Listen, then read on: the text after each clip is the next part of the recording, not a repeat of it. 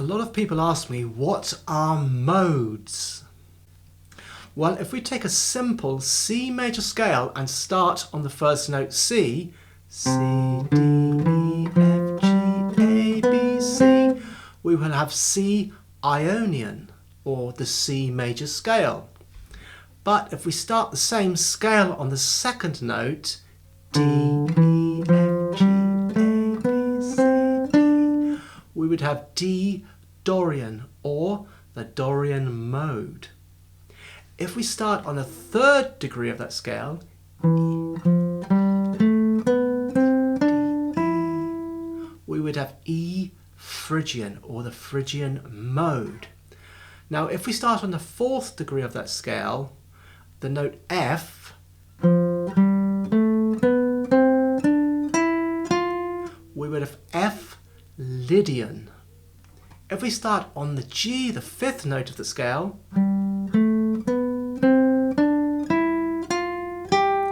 we would have G Mixolydian. If we started on A, the sixth note of the scale, we would have A Aeolean. And if we started on B, the seventh note of that scale, or the leading note,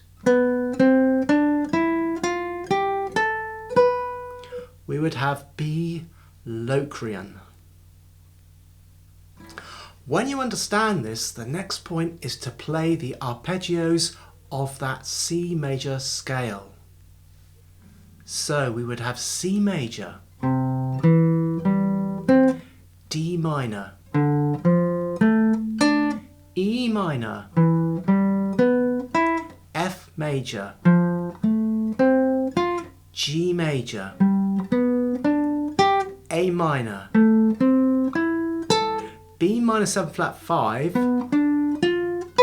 back to C.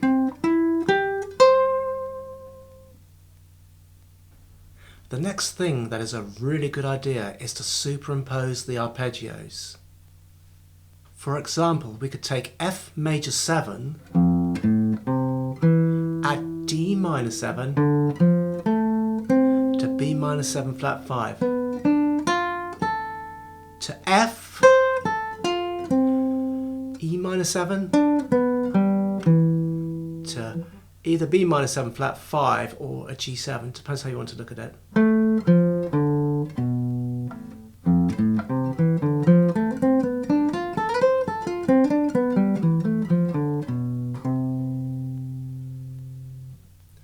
Also, what you'll find is that you can start to expand on arpeggios. So if you have a chord like D minor 9, let's say, you could have F major 7, but you could join the F major 7 to the A minor arpeggio. Or you could join it to the G arpeggio. You could also join them like this, for instance, F to G.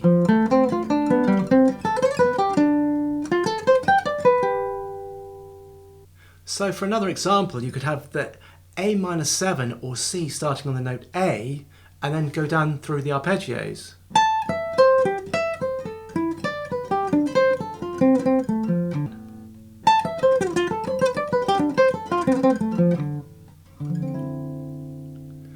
You could also have something like C over D, and you could go the opposite way ascending with something like E minor to F,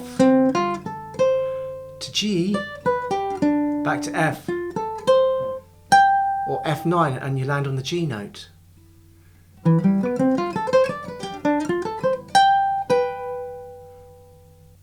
Again, what the modes really do is connect the fingerboard, because when you join these arpeggios, it teaches you the notes on the fingerboard and the fingers know where to go. So even something like F major 7, we could play there, and then we could use A minor 7, going to C major for the 9th. So we could have F major 7 played in this way.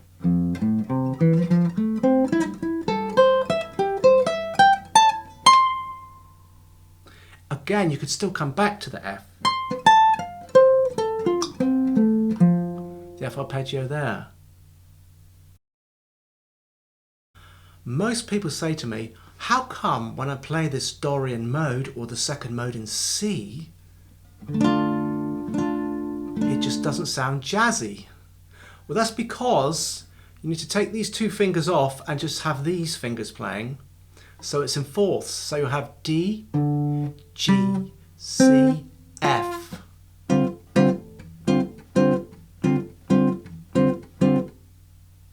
Now you could go to the next chord in C, the third chord, E minor, and play the same thing.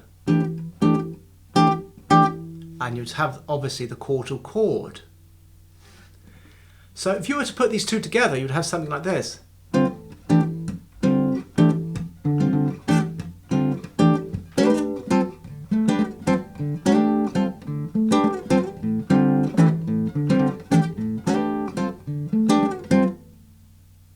And that's because we're thinking in terms of fourths, not thinking in terms of tertian thirds or the Western classical tradition. We're thinking of fourths. That's John Coltrane, McCoy Tyner, that kind of sound, Chick Corea even.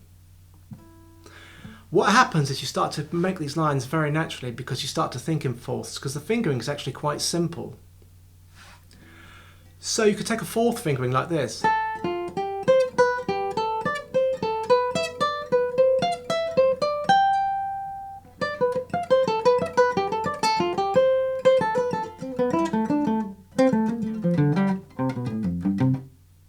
You'll also find lots of fourths naturally barred in the guitar fingerboard due to its tuning. So you could have something like where it resolves. Here it would be an arpeggio.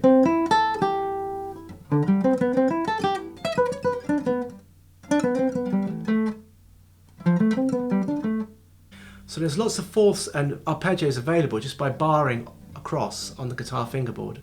So this is very, very useful to do and quite easy to do because you can move about very quickly.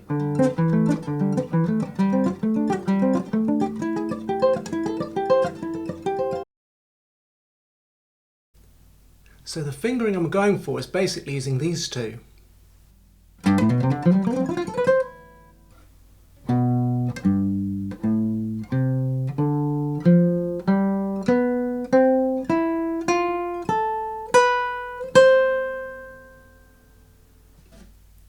I could do the same with, let's say, A minor, where I just use a simpler fingering.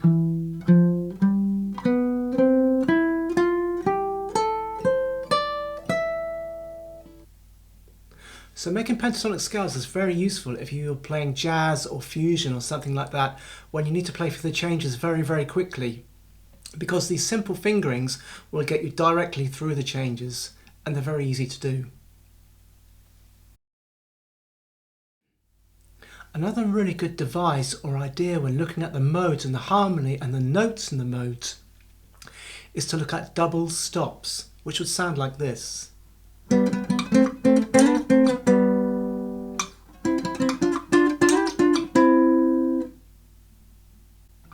So you just take notes and you make thirds and sixths out of them, and fourths or any other interval that you can find.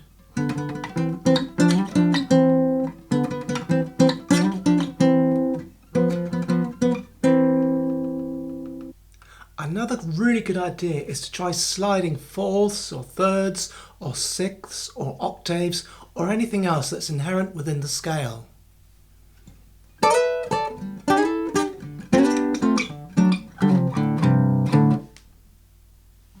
Or octaves.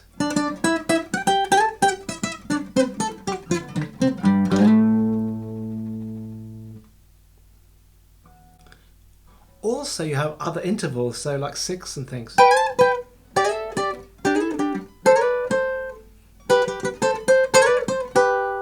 That sort of thing. Lastly, I'd just quickly like to talk about the harmony. When you look at the modes, it's a very good idea to look at the chords and then think about making the chords a bit more elaborate. So instead of just having C, let's say, C, let's say in D minor, and G, C, which would be basically 2-5-1, you could think of it in terms of like G over C. Let's say D minor 9. And we could substitute that G, we could have F over G. And also when you have something like this, when you have the G over C, it gives you space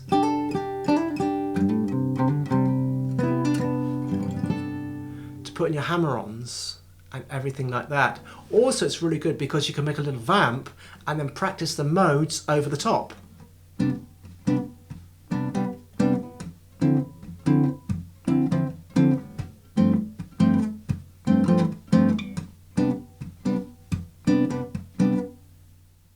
This video was just a look at the basic modes of the major scale or the basic C major scale. This is not covering transposition. The next video I will cover transposition, I promise, but I can't cover all of it in one video because otherwise this video would be about 3 days long, and I think that'd be too long to upload to YouTube. Anyway, I hope this video has been of some use to you. If it has, smash the subscribe button, smash the like button, and I'll see you in the next video. Thank you for watching.